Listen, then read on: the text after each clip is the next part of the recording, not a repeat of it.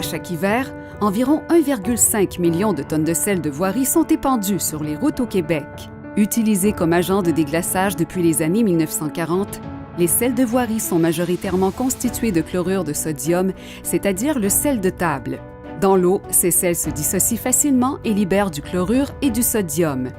Comme il est très soluble, le sel suit le trajet de l'eau et contamine les eaux de surface, les eaux souterraines et les sols. Des études ont démontré que jusqu'à 60% des sels épandus se retrouvent dans les eaux souterraines peu profondes. Une tonne de sel peut ainsi contaminer jusqu'à 1,5 million de litres d'eau. L'introduction d'une quantité importante de sel dans l'environnement constitue un danger pour la santé humaine et une menace pour l'intégrité des écosystèmes.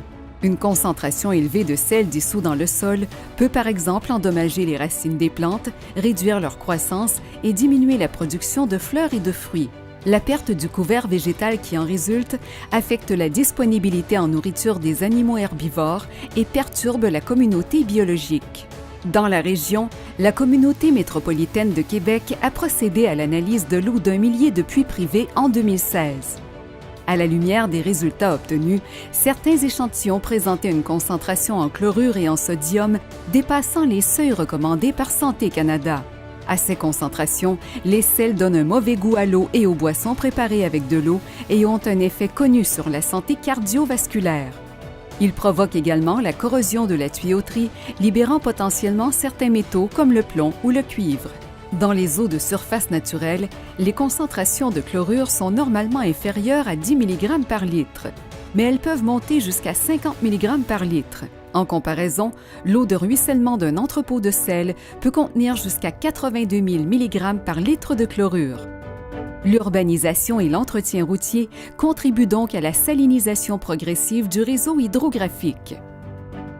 Seulement sur le nouveau tronçon de la route 175 à Stoneham, 1000 tonnes de sel de voirie sont épandues chaque année depuis sa mise en service en 2011.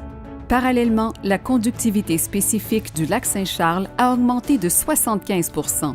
La conductivité spécifique d'une eau est un très bon indicateur de sa teneur en sel. Par exemple, environ 70 % de la conductivité mesurée dans l'eau brute de la rivière Saint-Charles est attribuable au chlorure de sodium.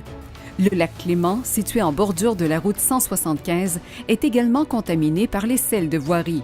Les concentrations de sel retrouvées dans ce lac sont telles qu'elles soulèvent des inquiétudes quant à la préservation à long terme d'autres plans d'eau de la région. Plus en aval, la concentration en chlorure à l'entrée de l'usine de traitement des eaux de Québec est aussi en croissance. L'utilisation des sels de voirie implique donc non seulement des coûts directs comme la matière première, environ 75 $ la tonne, l'équipement et la main-d'œuvre pour l'épandage, environ 150 $ la tonne, mais aussi des coûts environnementaux et socio-économiques indirects, tels que la corrosion des véhicules et des infrastructures, le traitement de l'eau potable et les dommages causés à la faune et la flore. Selon les recherches scientifiques, le véritable coût de l'utilisation des sels de voirie dépasserait 1 100 $ la tonne, un montant bien plus important que son seul coût d'achat. Des efforts concertés doivent donc être déployés pour optimiser les pratiques d'entretien hivernal des routes et réduire l'épandage des sels de voirie. De plus, il est primordial que les citoyens ajustent dès aujourd'hui leurs habitudes de conduite hivernale afin de pouvoir, dans un avenir rapproché, implanter de nouvelles écoroutes d'hiver. Après tout, les enjeux liés à l'eau nous concernent tous.